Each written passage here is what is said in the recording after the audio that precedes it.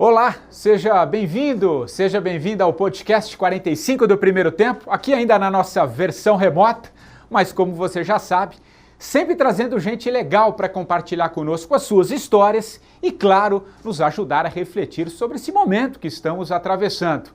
Bom, e antes de apresentar aqui o meu convidado desta semana, eu lhe convido para dar um pulinho lá no meu Instagram, patricksantos.oficial. Lá você encontra todas as entrevistas, já são mais de 70 episódios. Interage comigo, manda suas sugestões. Já fica sabendo que tem comemoração agora em outubro. Estamos comemorando um ano de podcast. Tem coisas bem legais para você. Vai lá no patricksantos.oficial. Aliás, tem live já confirmada com a Monja Cohen, com a professora Lúcia Helena Galvão, com o poeta Alan Dias Castro, com a Leila Ferreira, com a Regina Gianetti, enfim, tem um material muito legal agora em outubro. Bom, o papo vai ser muito legal também, não tenho dúvida, que é um cara que já há um tempo eu estou querendo trazer aqui para o podcast. Afinal, ele tem um espírito empreendedor, é cofundador de diversas iniciativas empreendedoras da nova economia, como a Perestroika, Sputnik e hoje a Aerolito. E esse meu convidado é um cara que costuma viver intensamente o presente, mas sempre de olho no futuro. Ele é um futurista, ainda que discorde dessa nomenclatura. Eu estou falando do Thiago Matos, empresário, escritor e um dos palestrantes mais disputados atualmente. Pô, Thiago, que legal que você aceitou aqui o nosso convite. Como eu disse aqui na abertura, fazia tempo que eu estava querendo te trazer. E eu acho que esse momento pede muito um papo com você, viu, cara? Obrigado por aceitar aqui o nosso convite.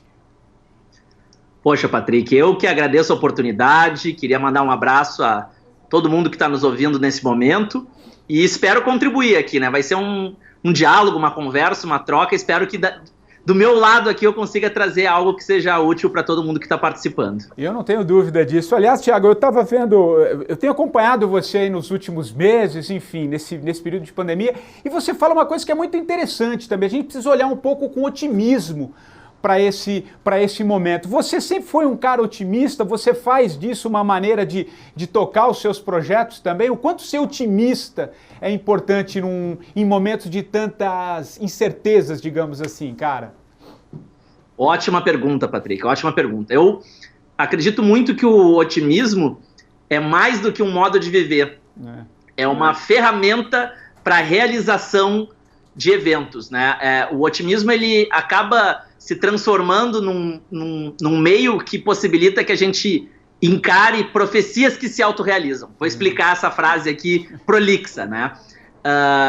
Se eu aloco recursos, por exemplo, dinheiro, coloco em determinadas ações de uma empresa, eu vou trabalhar para que esse recurso se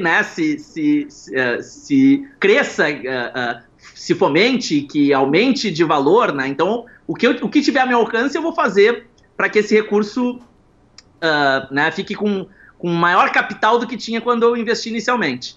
Se eu estou numa relação, né? Se eu tenho ali uma história, né? Começo a sair com uma menina, tal, começo a conhecer e a coisa vai dando certo e eu começo a sentir mais vontade de conhecer e de fazer com que essa relação cresça. Eu estou colocando recursos, né? Eu estou colocando tempo, estou colocando amor, estou colocando expectativa e quero que isso dê certo. Então, toda vez que a gente aloca recursos em algum lugar, a gente trabalha para que isso aconteça, porque a gente quer que o nosso recurso floresça, né? A gente está ali regando, esperando que a flor desabroche. E a mesma coisa no otimismo. Se eu imagino um futuro mais legal, eu estou jogando expectativa, estou jogando energia, estou jogando tempo, estou jogando disponibilidade, estou fazendo apostas para que esse futuro seja mais legal, muitas vezes de grana. Então vou trabalhar para que isso aconteça. Ao trabalhar, aumentam as chances de que esse futuro seja de fato mais bacana. Então é uma profecia que se autorrealiza. Mas para quem não acredita nesse papo, quem acha isso um pouco autoajuda, eu trago uma colocação do Eduardo Galeano, aquele escritor uruguaio, que é maravilhoso, né? Ele fala muito de futebol, eu gosto muito de futebol, e ele ilustrou de uma maneira que eu acho que é poética, mas muito precisa, né? Essa ideia do otimismo. Ele estava numa universidade na Europa junto com um amigo. sendo confrontado com perguntas difíceis. E uma delas foi, para que serve a utopia? Para que serve esse otimismo com relação ao futuro? E no primeiro momento, ele e o seu amigo travaram, né? Congelaram, uma pergunta difícil. E a resposta que os dois deram é muito linda. Eles disseram o seguinte, que a utopia, esse otimismo, está no horizonte. Se eu caminho 5 passos, essa utopia se distancia 5 passos. Se eu caminho 10 passos, ela se distancia 10 passos. Se eu caminho 1 quilômetro, ela se distancia 1 quilômetro. Então, eu sei que eu nunca vou atingir essa utopia, mas a utopia serve exatamente isso, para caminhar. Então, se o otimismo não serve para que ele se autoprofetize, que ele se autorrealize, pelo menos ele nos tira da inércia, pelo menos ele nos faz caminhar. E só isso já é muita coisa. Interessante. Aliás, você falou do Galiano, né, que usa muito as metáforas do futebol. Eu, por exemplo, gosto muito, não à toa, o programa é uma metáfora do futebol, né, o 45 do primeiro tempo, e nada tem a ver com futebol, mas eu acho que essas metáforas, essas coisas ajudam, ainda mais para nós brasileiros, acho que essas metáforas do futebol ajudam muito. Thiago, te ouvindo, cara, e você falando um pouco desse otimismo, me veio uma coisa que você fala muito também nos seus cursos, no seu livro, e você tem isso como base para a sua vida, e acho que tem um pouco a ver com esse otimismo dessa última resposta, que é propósito, né? E você tem falado muito que propósito sem legado não é propósito, né? Eu acho muito interessante, que eu tenho batido também numa tecla já há um tempo, que a gente precisa repensar muitas coisas. Por exemplo, lucro para mim não é propósito. Eu acho que, claro que você entra numa atividade, claro que você também busca o lucro, mas se você partir do princípio que você tem que buscar o lucro, alguma coisa aí não está encaixado, né? Então, eu acho que quando você fala do otimismo, eu acho que ele traz junto esse propósito, porque quando você está inteiro no que você faz, né, quando você se dedica, né, que você, como você disse, concentra as forças, né, toda a tua energia num projeto, tem um propósito aí por trás, né? Então eu queria te ouvir um pouquinho sobre o propósito, e eu sei que você se reinventou muitas vezes na sua vida, eu quero falar um pouquinho disso depois, mas eu quero te ouvir de propósito, e uma colocação que eu achei interessante que você fala, o propósito que não tem um sentido maior é meio que uma ego trip. Compartilha, então eu queria te ouvir, cara, fala aí. É isso aí. Legal você trazer essa frase, cara, que você fez uma ótima investigação a meu respeito, estou bem lisonjeado. Essa é uma frase que eu cunhei há pouco tempo, né? Uma frase que, quando eu falei a primeira vez numa palestra, teve um impacto muito grande, mas um impacto positivo, né? Aquele impacto que, num primeiro momento, a gente dá um passo para trás, recua, aí depois a gente baixa a guarda e depois dá um passo para frente e se permite entender o que está sendo dito, né? Então, a frase foi que propósito sem legado é apenas ego trip. E qual é o meu entendimento disso, né? Eu sou muito fã desse movimento dos últimos anos ligado a propósito, né? Eu acho que é uma conversa extremamente relevante, extremamente importante, extremamente fomentadora de uma nova consciência, né, nas empresas. Porque por muito tempo, como você falou, a gente entendia que uma empresa era uma reunião de interesses para gerar mais entradas de grana do que saídas de grana, ou seja, né, para dar lucro. Depois de um tempo, a gente começou a ver aquele papo de missão, visão, valores, que já foi uma evolução, já foi um momento onde as empresas se propuseram a entregar algo para o mundo.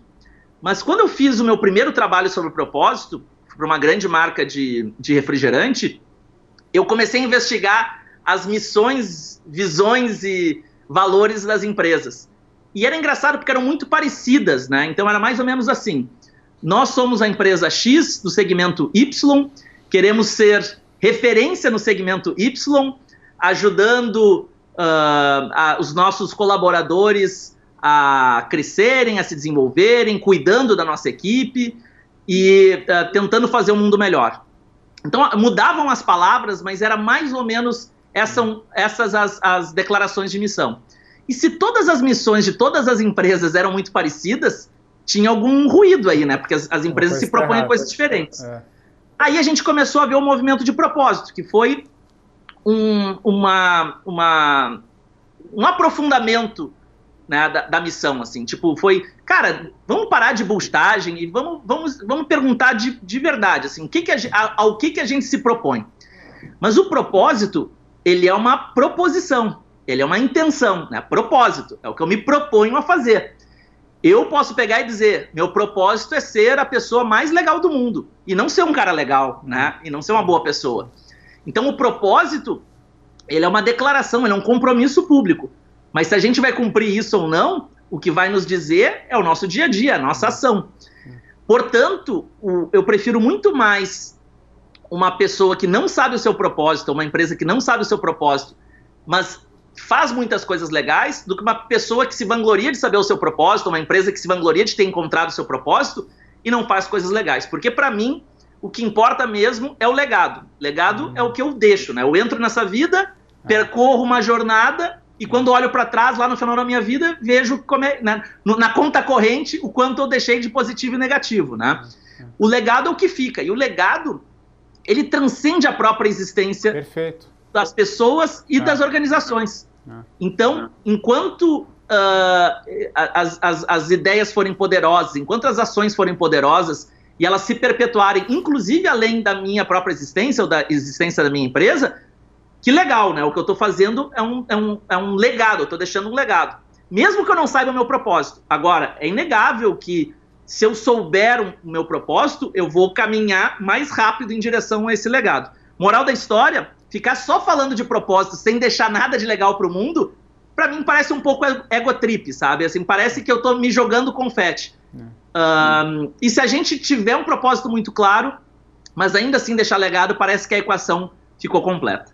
Acho que costurou bem a colocação de propósito. Eu acho que tem muito sentido e acho que é legal isso que você falou, né? Fica, né? É uma coisa que transcende a própria vida. Porque eu encaro muito isso, até pela minha própria história também. Num certo momento ali eu falei, poxa, não tá legal aqui, vamos ver, vamos experimentar algumas outras coisas e entregar um pouco. Eu gosto, né, de usar um pouco essa expressão, Thiago, pro universo, né? Mas não é uma coisa assim que parece um mundo esotérico. Não, é se apresentar um pouco para a vida, de alguma maneira. Eu acho que quando você consegue, pelo menos, centrar suas energias, né, trazer um pouco aquilo que faz sentido, aquilo que você se identifica mais, e tem um pouco de propósito, né? E como você disse, transcende, porque a passagem aqui, nessa vida que a gente tem, costumo dizer que a única certeza que a gente tem, de fato, é que um dia não estaremos mais aqui. Né? Isso é a única certeza que... Eu evito falar de certeza, mas essa não tem jeito, né? E a gente não tem controle sobre muitas coisas. Então, a partir do momento que você sabe um pouquinho desse muro, que dali você não passa, você refaz a sua vida, a forma de ver a vida, e você leva em consideração tudo aquilo que você pode deixar de alguma maneira, que, como você bem disse, transcende a própria existência, que eu acho que é isso que faz todo sentido. E eu acho que esse momento, e aí eu queria avançar no papo com você, esse momento que a gente está vivendo, cara, de tantas mudanças, você que é um cara que... depois você vai me dizer porque você não gosta do futurismo, de ser conhecido como futurista, mas você que está sempre olhando um pouquinho ali na frente, né, ainda que você não saiba exatamente, você pode apontar alguns caminhos, mas não sabe, o que você está vendo, cara? Você acha que esse momento é a hora da gente trazer esse sentido maior, cara, para os nossos negócios, para as nossas vidas, para as nossas relações? Que fio você puxa aí do propósito com esse momento de tantas transformações, cara? E vai ser uma competição aqui de ver quem fala mais, porque eu sei que você gosta de falar, eu também, então acho que a gente vai Excelente pergunta, Patrick, excelente. Eu fiz uma conexão aqui direta, adorei a provocação, assim. Pelo seguinte, a gente vive nessa pandemia um momento que eu acho que houve dois choques, assim, acho que para a maioria das pessoas e para a maioria das organizações, né? A primeira crise é uma possível crise econômica, quando a gente olha para o que a gente faz e vê se as pessoas estão priorizando o que a gente vende, né, os nossos produtos ou serviços ou não. Então a primeira crise é uma potencial, né, uma possível crise econômica. Mas além dessa possível crise econômica, tem uma possível crise existencial.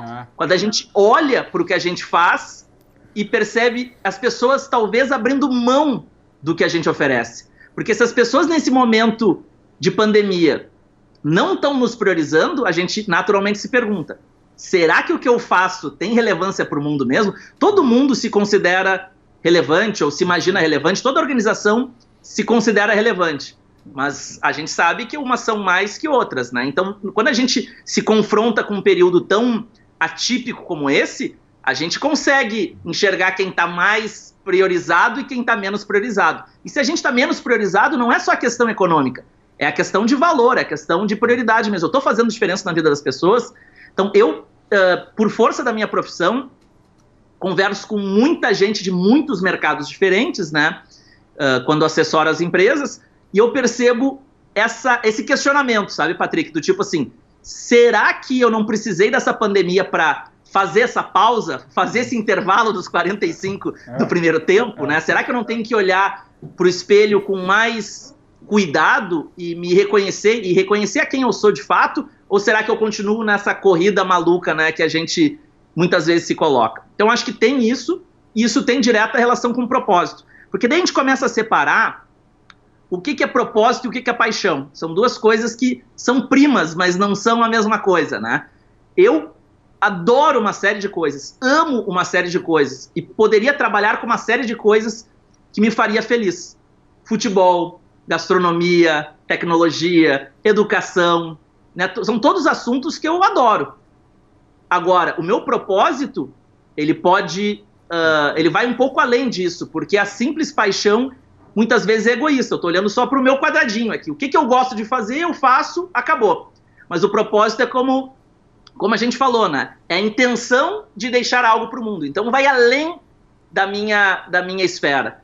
Por isso que eu acho legal a gente não cair muito naquela frase que nossos pais disseram, né? A gente é contemporâneo, a gente tem mais ou menos a mesma idade. Nossos pais disseram de maneira bem intencionada, mas talvez hoje esteja um pouco datado, né? Aquela frase que é: encontre o que você ama e você nunca mais vai trabalhar. Eu acho uma frase bem intencionada, mas ela tá ficando um pouco datada, porque se eu encontrar o que eu amo, mas não deixo nada pro mundo, eu tô ainda numa perspectiva egóica e egoísta, né? Uma perspectiva muito do eu. Quando eu começo a extrapolar esse campo e começo a deixar algo para as outras pessoas, óbvio, né? Sendo feliz também, aí o propósito e o legado estão amarrados a essa paixão. E nesse momento de pandemia, a gente, né, não tem como não se perguntar: o que eu faço me deixa feliz? O que eu faço ajuda o mundo? Se a gente usar esse lado positivo da pandemia, que é devastador por um lado, mas que pode ter os seus lados positivos também, talvez a gente saia melhor dela do que a gente entrou. Sem dúvida. E acho que acho que esse momento que a gente está vivendo, ele traz um pouco isso, né? Eu acho que ele traz essa possibilidade, ainda que eu tenho falado com muita gente aqui, a gente sabe que a crise econômica ela virá, né? Ela está aí, né? Enfim, não é uma questão só do Brasil, de várias nações, enfim, é um momento, só que também é um momento de reflexão, né? Da gente olhar, né? Eu costumo falar um pouquinho desse mergulho interno que a gente pode fazer como uma experiência de transformação também, ainda que a decisão ela é sempre pessoal, né? Não acredito nessas grandes transformações no sentido de massa. Eu acho que a transformação começa com você, né? E você vai espalhando isso de alguma maneira, Thiago. E uma outra coisa que eu acho interessante, que eu queria trazer para a conversa, e que tem a ver com o propósito, você vê que isso é o fio que permeia aqui a nossa conversa. Você fala muito também dessa segurança nas empresas, também de você ter uma espécie de uma segurança psicológica. Vamos tentar explicar para quem está nos ouvindo um pouquinho, vê se é um pouco mais ou menos isso. Você está inteiro no que você faz, porque já que você citou os seus pais, né? Se a gente vê a forma de trabalhar antigamente, a gente tinha o trabalho, você vai ali, batia o seu cartão 8 horas, às 6 da tarde, você cumpria ali uma tarefa. Muitas vezes você não estava inteiro, ainda que, claro que você cumpria a sua tarefa ali, mas você não estava totalmente inteiro. Era muito comum a gente ouvir assim: tô tocando o meu plano B, a hora que eu acabar disso aí eu vou abrir um negócio. Então você sempre tocava em paralelo, né? Quando você traz um pouco essa questão da segurança psicológica, é do cara tá inteiro no que ele faz junto com a empresa. Talvez em outros modelos, que eu acho que isso você podia trazer para a gente, eu acho que o mundo caminha. Que modelos seriam esse da gente ter trabalhos em parceria, da empresa de repente pensar junto com você os seus projetos? Eu tenho lido muito sobre isso também, de trabalhar junto, de um novo caminho, um novo olhar sobre as coisas, enfim. Fala um pouquinho, e aí acho que a gente já está falando de futurismo, né? A gente está falando do que está vindo aí pela frente, né? Essas novas formas de trabalho, e é uma maneira de você já dando algumas pinceladas do que você está vendo aí para os próximos anos, enfim, daí para frente. Vai lá, Thiago. Com certeza tem tudo a ver com o que a gente falou. Segurança psicológica é um tema que esquentou, ele não é um tema novo, mas que esquentou muito nos últimos tempos, a partir de um projeto chamado Projeto Aristóteles. O Google, que já é o Google, né, que é o pináculo da era digital, convidou o Charles Duhigg, aquele jornalista que escreveu O Poder do Hábito, né, uma pessoa muito reconhecida no meio acadêmico, né, no meio da literatura e dos negócios, porque o Google, que é o Google, queria saber como que eles montavam times perfeitos na era digital. Então, de novo, né, o Google, que já é um pináculo, que já é uma referência, queria entender um pouco mais disso. E aí, o Charles Duhigg conduziu essa pesquisa, falando com as equipes, falando com as lideranças, pesquisando, buscando bibliografias, e eles descobriram que o fator-chave para que se tenha alta performance nessa era digital é a tal da segurança psicológica. A segurança psicológica já foi descrita por muitos autores e autoras, mas que talvez a melhor bibliografia com relação a isso seja um livro chamado The Fearless Organization, uma tradução livre que seria a Organização Sem Medo, da Emmett Monson. Ela é professora de Harvard e estuda o assunto há mais de 30 anos. E o que eles viram, né, nessa investigação? Que importava menos as pessoas da equipe e importava mais como as pessoas da equipe se relacionam. Se existe um tratamento entre as pessoas, a gente pode mudar as pessoas que a performance vai se manter. E essa cola que existe entre as pessoas é o que eles estão chamando de segurança psicológica, que é super difícil de definir, mas eu vou aqui de maneira pretensiosa tentar em 2 minutinhos resumir. Segurança psicológica é uma crença compartilhada de que a gente pode dizer o que a gente gostaria de dizer e a gente pode agir de maneira genuína. Porque quando a gente é como a gente é, sem fingir, sem a máscara profissional, quando a gente age como a gente agiria, sem o medo, a gente contribui com o nosso melhor. Perfeito. E isso tem direta relação, né, cara, com o papo que está mais contemporâneo no momento, que é diversidade. Porque se a gente tem diversidade, mas as pessoas não têm voz, não existe diversidade, só existe fachada. A gente vai ter diversidade se a gente tiver pessoas muito diferentes nos espectros mais diversos e elas tiverem tranquilidade para ser quem são. Então, segurança psicológica não é soft skills, não é inteligência emocional. Segurança psicológica é uma construção coletiva. E como é que se cria segurança psicológica? Existe, né, um roteiro longo, vasto, existe pelo menos alguns livros que ensinam isso, mas eu vou tentar resumir aqui com o ponto nevrálgico. São 2 posturas que fazem a gente construir um ambiente de segurança psicológica. A primeira é, quando houver um momento de construção, uma reunião, um planejamento, o maior número de pessoas tem que contribuir. Ou seja, em outras palavras, fazer com que as pessoas falem, né? Não precisa ter um cronômetro, né? Que todo mundo fale 2 minutos, mas permitir que todo mundo fale mais ou menos na mesma razão. Mas só falar não é suficiente. Tem uma segunda postura chamada escuta ostensiva, que eu já percebi que você tem e tem muito. Que não é só a escutativa, não é só estou aqui presente escutando, mas mostrar que está escutando, como você está fazendo agora. Quer sacudir a cabeça, quer repetir o nome da pessoa, quer repetir a ideia da pessoa. Porque eu me sinto amado, querido, respeitado, e eu digo, então tá, eu vou seguir aqui falando, né? Enquanto o Patrick estiver me ouvindo, eu vou seguir falando.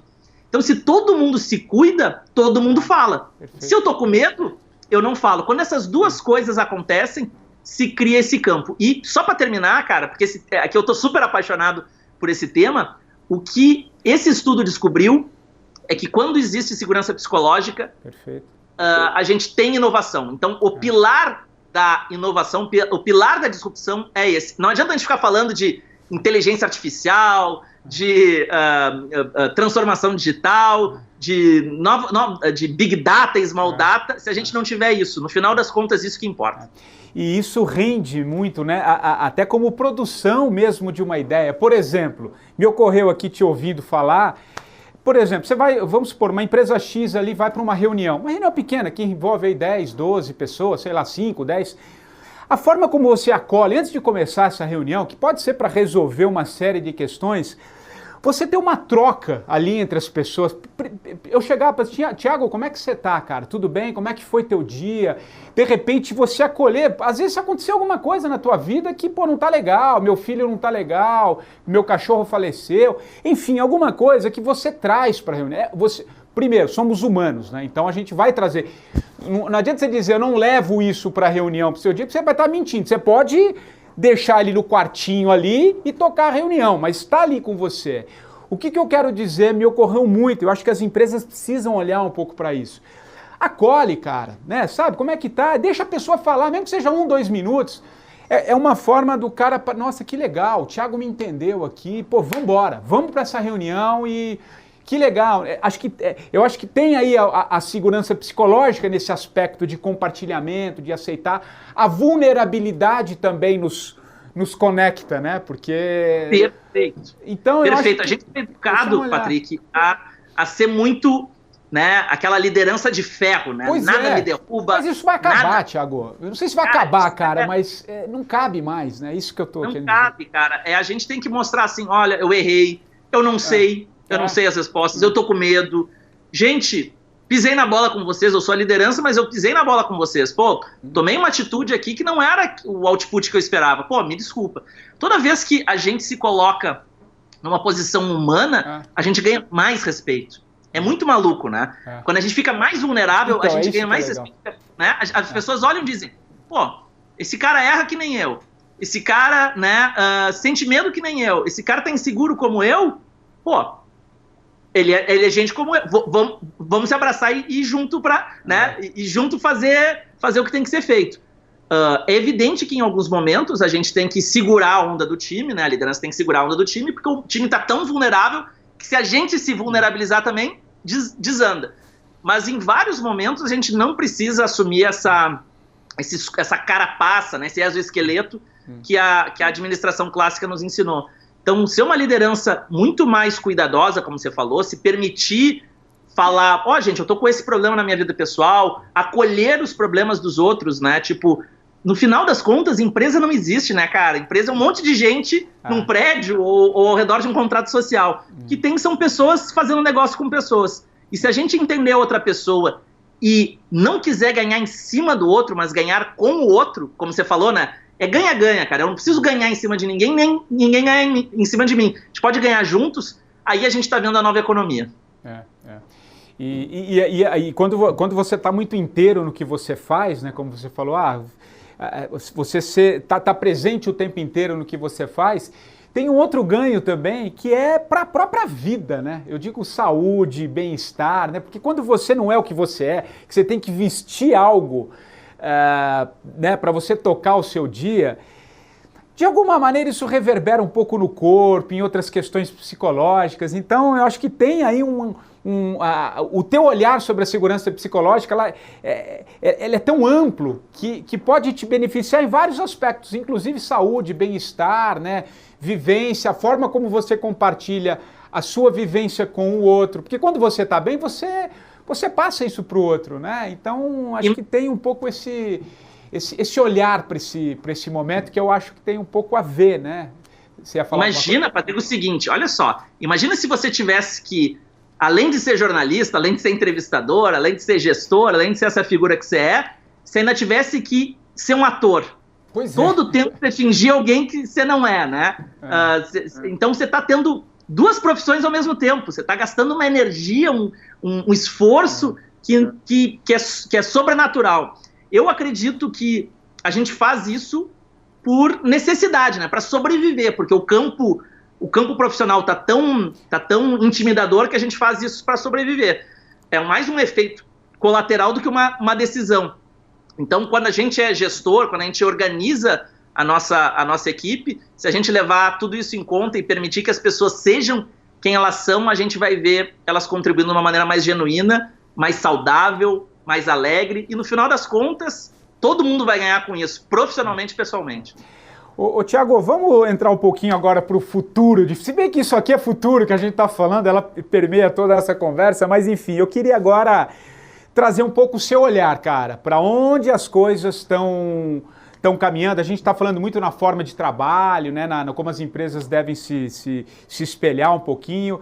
O que você pode trazer mais de contribuição por tudo que você vive, né? E eu não posso esquecer de pedir para você contar um pouco a sua história de transformação também, que é a marca do programa, mas enfim, já que eu comecei com o futuro aqui, por onde as empresas vão caminhar, essas empresas digitais, essa coisa da participação das pessoas dentro das empresas, e as empresas, a partir do que as pessoas opinam, falam, vão moldando também as suas formas. Eu queria o teu olhar sobre por onde essas coisas estão caminhando. Você que está tão imerso no que você faz, no que você fala, no que você escreve, nas suas palestras, enfim. Fala um pouquinho, Thiago. Legal. Esse é um papo longo, né? Aí a gente tem que gravar uns 10 podcasts aqui, mas eu vou tentar fazer uns episódios, né? do que eu estou enxergando.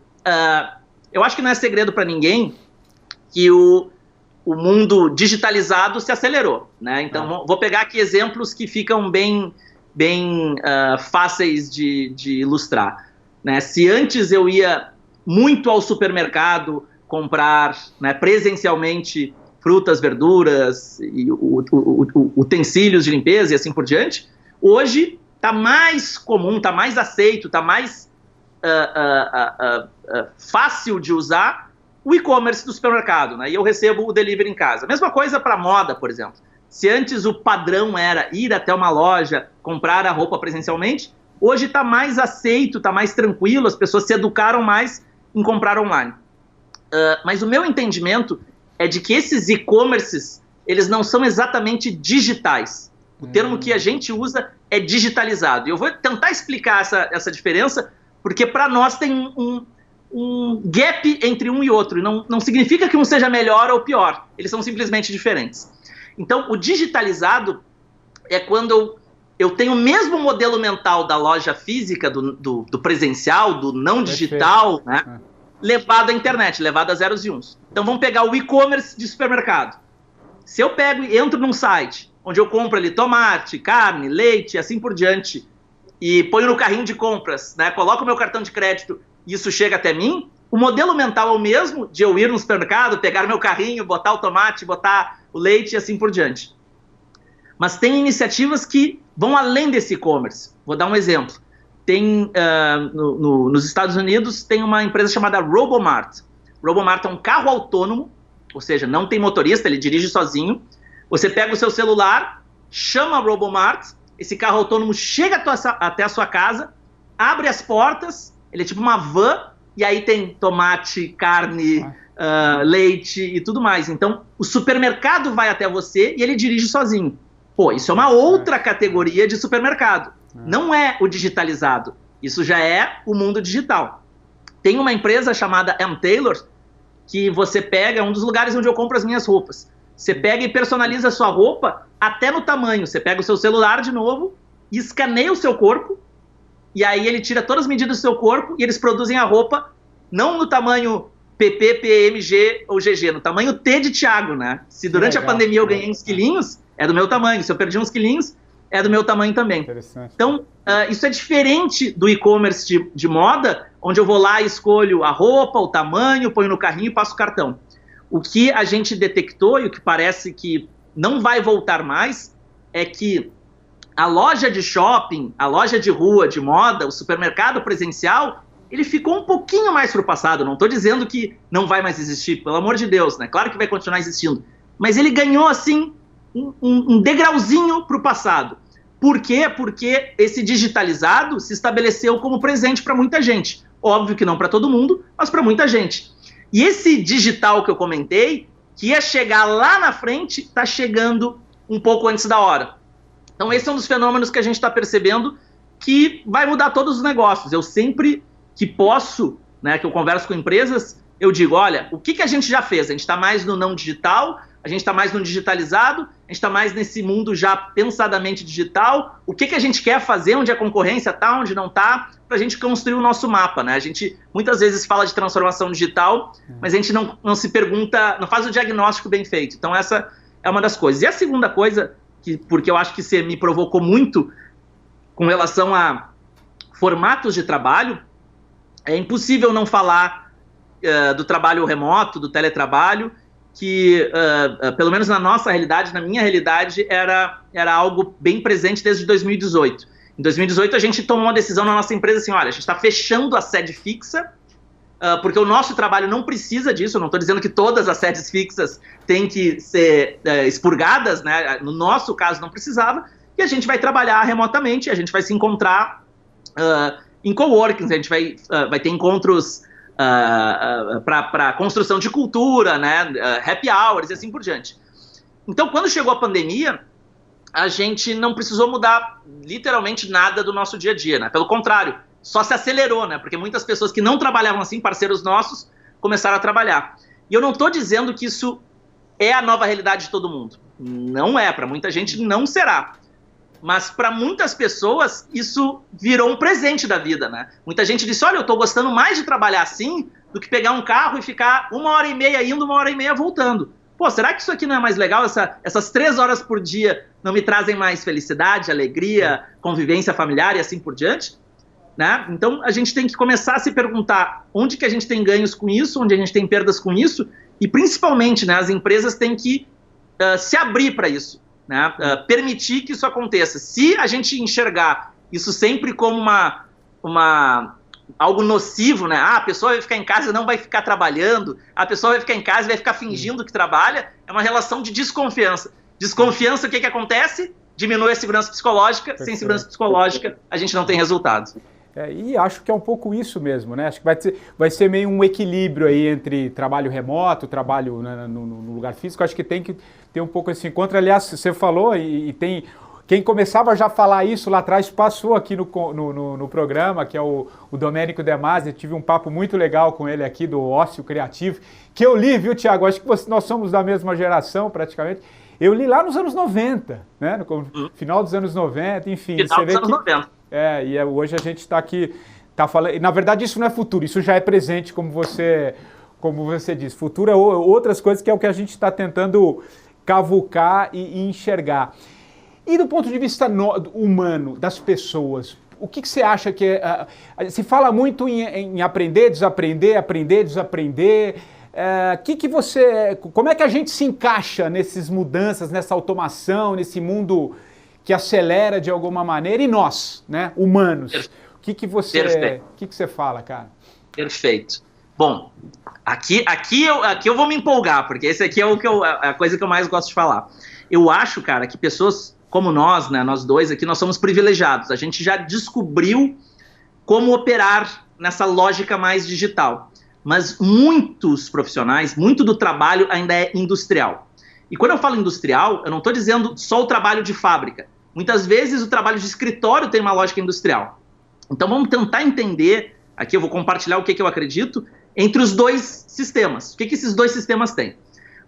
A lógica industrial, ela é linear, segmentada, repetitiva e previsível. Ela é linear, segmentada, unidimensional, repetitiva e previsível. O que eu quero dizer com isso? Assim como a internet é o arquétipo da era digital e está moldando a forma da gente viver agora, teve uma coisinha que moldou a era industrial, que é a linha de montagem. A linha de montagem é linear. Matéria-prima entra, vai passando, sai lá no final. Então, o trabalho tem que ser linear. Ela é segmentada porque na linha de montagem a gente separou as pessoas em times, né? Tipo, quem aperta parafuso, só aperta parafuso. Quem cola, fecha a caixa, só fecha a caixa. Repetitivo, porque quanto mais rápido eu apertar o parafuso, mais produto sai lá no fim, melhor para os donos da fábrica. Unidimensional, porque se eu só apertar parafuso, eu fico o melhor apertador de parafuso do mundo. Melhor para os donos da fábrica. E previsível, porque na fábrica tem um negócio chamado controle de qualidade. Eu não sou contra controle, contra a qualidade, evidentemente, mas talvez não seja mais a era do controle, né? Onde tudo tenha que ser igual, porque Se eu sei exatamente como vai sair lá no final, eu não surpreendo ninguém, não tem inovação, não tem, né, impacto, não tem mais nada. Então, essa lógica industrial, se eu opero nessa lógica industrial nos anos 2020, talvez eu não esteja vendo o fenômeno que nos cerca, que é um mundo mais não linear, conectado, multidisciplinar, exponencialmente imprevisível e transdisciplinar. Então parece que de sacanagem a gente foi educado, né, para operar de um jeito e o mundo se apresentou de outro. Quando a gente tinha lá o início do século passado, 1920, 1930, 1950, 1970, operar dessa forma tinha sentido. E como é que era a carreira? A carreira era industrial. Você entrava numa empresa, que nem a esteira, né? Estagiário, trainee, você ia crescendo na esteira e saía na esteira, né? Saía no final lá, chegava lá. Que lá é esse, eu não sei, mas a gente chegava lá. E o que a gente começou a perceber é que a gente pode ter várias carreiras, experimentar várias frentes. Eu posso, como você falou, você é escritor? Você é jornalista? Você é podcaster? Se é professor, provavelmente você dá, né? Por que eu não posso ser esse monte de coisa? Por que eu tenho que ser só isso e não aquilo? Quando eu tô preso a isso, eu tô preso a parafusar e só parafusar. Então, muitas vezes eu percebo o pessoal mais industrial dizendo o seguinte: pô, o Thiago, o Patrick fazem um monte de coisa, esses caras não se acharam na vida. Talvez os nossos pais vão falar isso mesmo, não tenha dúvida. E é muito louco, porque me parece o contrário, que assim, não, a gente tá mais livre, a gente tão se achou que a gente não tem medo de sair numa gavetinha e ir para outra, ir para uma terceira, e se tiver que ir para uma quarta, uma quinta, vamos indo. Que eu acho que vai acabar conectando com um pouco da minha transformação que a gente vai falar, né? Que assim, não é a profissão que me define, eu que defino o que eu quero fazer, né? E aí, é exatamente aí que pra gente caminhar para a parte final da nossa conversa, pô, você vem num, eu não sei se eu digo processo de reinvenção, como é que você trata essas suas mudanças ao longo da vida, porque, assim, pesquisando muito sobre a tua história, lendo muito, você abriu empresa, você vem de comunicação, né? Você é da área, você foi publicitário, se salvo engano é publicitário, né? E aí você abriu empresa, depois você saiu da Sputnik, enfim, abriu outras. Hoje você tem a Aerolito, você dá palestra, você escreve livros. Como é que isso foi acontecendo na sua vida? Porque é legal, quem nos assiste aqui, nos ouve, quer muito saber das histórias de transformação, né? Então eu queria que você contasse um pouquinho e já emendando uma questão que é o que muita gente impede das pessoas fazerem essa mudança, que é o medo. Como é que você lidou com o medo, né, ao longo dessas suas transformações? Por que talvez, eu estou falando aqui talvez porque é muito relativo, tenha sido mais fácil para você? Você lidou melhor com o medo ou você encarou o medo? Então eu queria que você permeasse um pouco a sua resposta, falando das suas mudanças, mas trazendo aquilo que normalmente nos segura, né? Aquilo que não deixa a gente mudar, que é o medo. Como é que você venceu o medo? Como é que você operacionalizou isso na sua vida? Pô, que excelente pergunta. Essa é a pergunta que eu respondo com prazer, assim. Primeiro, eu acho que é importante, né, Patrick, dizer que eu vivo uma realidade privilegiada. Perfeito. Acho que você começou dando a resposta certa. Desculpa, porque é isso. A gente tem que se colocar também, né? Para saber onde a gente está. Perfeito, é isso. Por favor. Eu vivo uma realidade privilegiada. Eu pude fazer movimentos que muitas pessoas que talvez estejam nos ouvindo não puderam. Então, dado esse contexto e colocando essa lente em tudo que eu vou falar, eu vou dizer que eu acho que eu tive muita sorte, mas também algum mérito, né? Tipo, tomei decisões que acabaram me levando, fiz apostas que acabaram me levando aonde eu estou hoje. Eu me formei em comunicação, sempre gostei muito de escrever, e achei que a publicidade seria um lugar onde eu pudesse experimentar novas ideias, né? Experimentar esse mundo inovador. Eu tinha essa sensação.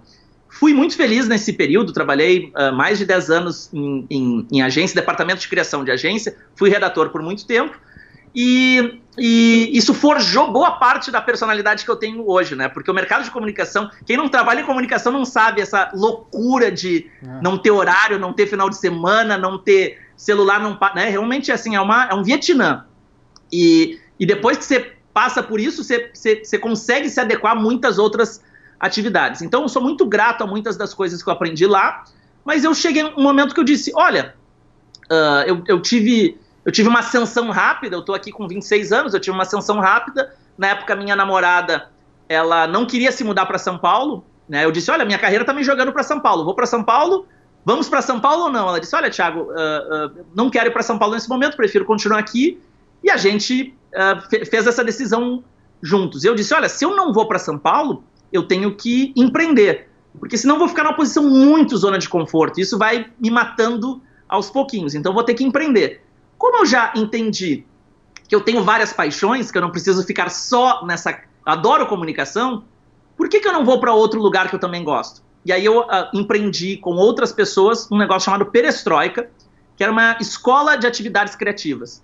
Era uma proposta complementar às universidades. A universidade e a academia têm um super papel, mas que tem limites, né? Chega até aqui, muito pelo MEC, né? Pelas regulações. A gente diz, olha, vamos se plugar ao que a academia não consegue entregar, e essa escola acabou sendo uma grande, com perdão da redundância, escola para mim.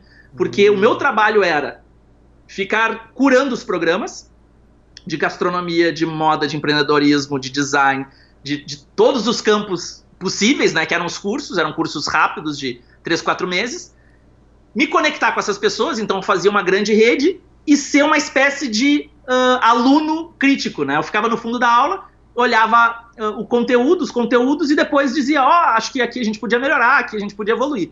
Então eu acabei fazendo, de uma maneira que numa licença poética, 30, 40, 50 pós-graduações, com muitas aspas aqui para quem não estava enxergando, né?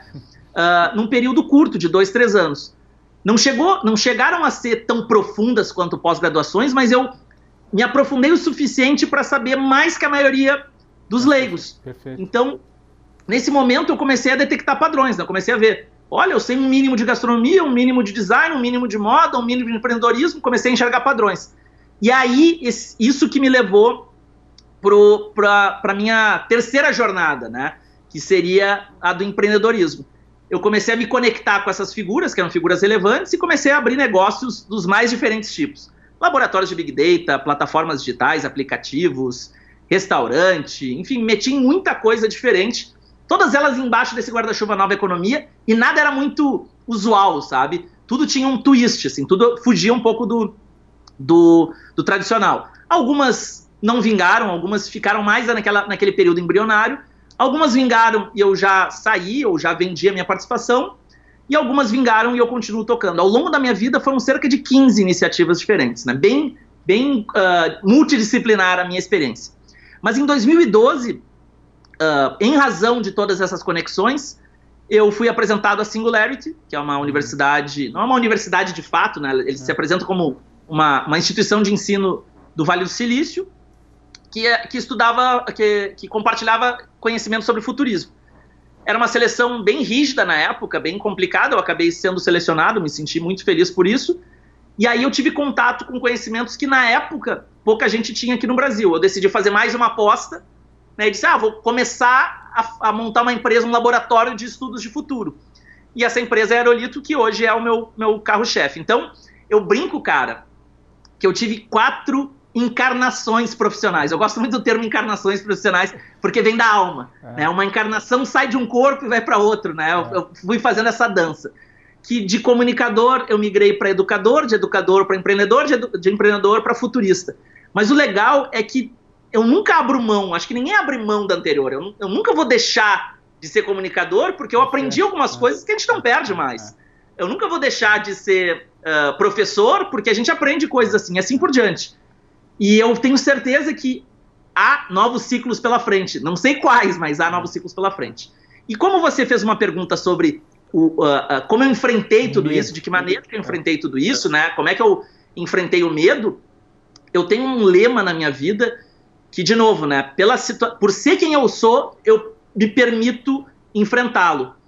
Mas que eu acho que ele é bem inspirador. É que a gente precisa perder o chão para perder o teto. Para decolar mesmo, para ser aquela pessoa livre, a gente tem que perder o chão. Então, toda a transição de carreira que eu fiz, ela foi muito... eu voltei a ser estagiário, sabe? Eu disse assim, olha, eu não sei nada de educação, mas eu vou me jogar nesse mundo, porque se eu me jogar, É lá o raciocínio do otimismo. Eu vou ter que aprender, porque agora isso aqui é o meu ganha-pão, eu vou ter que estudar, eu vou ter que me conectar, eu vou ter que aprender. Pô, agora eu vou empreender num restaurante, vou empreender num laboratório de Big Data. Putz, o que é ser empreendedor? Não sei nada. Pum, vira estagiário de empreendedor de novo. Pô, não sei nada de futurismo. Vira estagiário de novo. Então essa lógica de aprender, desaprender e reaprender é um mecanismo que eu uso em mim mesmo, por isso eu recomendo a outras pessoas, né? E nessa jornada, só para encerrar aqui, para não ficar muito prolixo, eu descobri que coragem não é ausência de medo, né? Perfeito. Ausência de medo é falta de noção, né? Ah, não tenho medo, vou pular de um prédio, a pessoa se estrepa. A coragem é identificar o medo, sentir o medo e enfrentar o medo. Então, o que eu percebo é que quando existe um grande medo, um medo não que me congela, mas um medo que me desafia, eu tento dar um passo à frente, né? Normalmente a gente dá um passo para trás, eu tento dar um passo à frente. Porque só perdendo o chão é que eu acho que a gente perde o teto. Perfeito. Me ocorreu aqui a frase do Dostoiévski, né? A gente quer altura, mas a gente quer o voo, mas a gente teme altura, né? Então a gente troca o voo pela gaiola, né? Normalmente aí na gaiola a gente fica preso ali, vociferando, né? Então acho que você deu uma boa definição. Coragem não é ausência de medo, é você tomar a decisão apesar do medo, né? Apesar do medo é a parte importante da frase. Eu acho que é a parte importante da frase. Bom, Thiago, pô, acho que a gente ficaria aqui mais uma hora trocando ideia, enfim, o papo, 2 comunicadores falando, acho que... Só falta a mesa de bar que aí vai, né? Só falta uma cervejinha. E eu sei que você gosta do artesanal, eu também, dessas curiosidades da minha vida, eu gosto também de buscar muitas coisas. Fui ser sommelier de cerveja também, nesse meu sabático. Eu fui ser sommelier de cerveja, eu gosto, enfim, acho que faz... Eu já tive um princípio de marca de cerveja em 2013, então para te ver, a gente tá até conectados nisso aí, né? Foi mais um experimento que eu fiz, mas essa não decolou muito.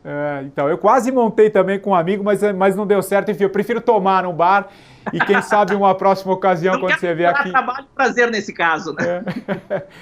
Quando você vier para São Paulo, a gente vai tomar uma junto. Agora, caminhando efetivamente para o fim, Thiago, é uma marca aqui do programa que o convidado da semana indique um livro, né? Por que você indica esse livro que você vai indicar, né? Para compartilhar com todos. E depois escolha uma música que vai encerrar aqui a versão podcast da nossa conversa, Thiago. Legal, obrigado. O melhor livro que eu li nos últimos tempos, ele ainda não tem tradução para português, então peço desculpas por isso, mas depois eu vou dizer um segundo livro, se vocês me permitirem, claro, que tem, tá? O melhor livro que eu li nos últimos tempos se chama Full Spectrum Thinking.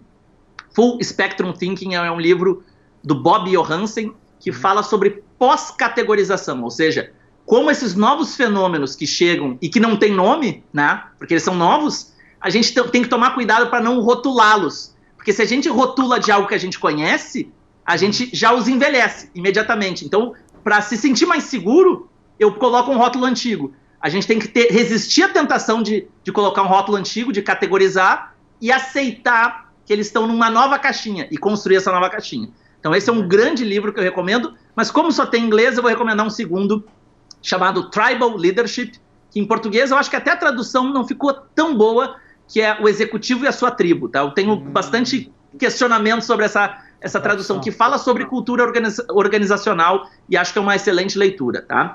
E sobre o som, eu gosto de um tipo de som um pouquinho mais pegadinho, assim. A minha recomendação para o nosso encerramento aqui seria uma música chamada Are You Gonna Be My Girl, da banda Jet, que eu acho que tem uma pegada legal, que tem um estilo... né, de rock and roll mais cru, assim, porque eu acho que isso conversa muito com a minha essência contestadora, né, esse limite que não agride, mas que provoca. Então, se a gente puder encerrar com esse som, eu vou me sentir bem homenageado aí, cara. Que legal, adorei todas as escolhas. E, pô, Thiago, que papo legal, cara, acho que fluiu, foi muito bom, obrigado por você trazer o teu...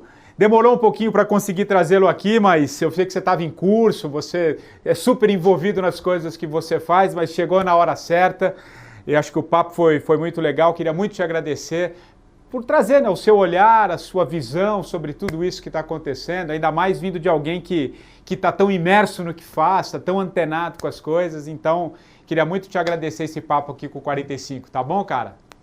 Eu que agradeço, é um privilégio compartilhar as nossas ideias, é um privilégio me conectar a você. Vou cobrar, hein, cara, esse papo de bar aí, quando terminar essa loucura de pandemia, a gente senta e toma uma com calma e conversa sobre a vida, mas principalmente me permitir conectar com as pessoas que também estão nos ouvindo. Então, eu deixo aqui minhas redes sociais. A que eu mais uso é Instagram, Thiago Matos, tudo junto, sem H e 2 T's.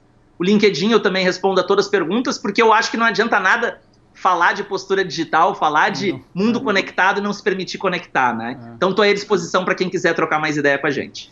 Que legal, Thiago. Muito obrigado. E o 45 do primeiro tempo, você já sabe, volta na próxima semana. Um abraço e até lá.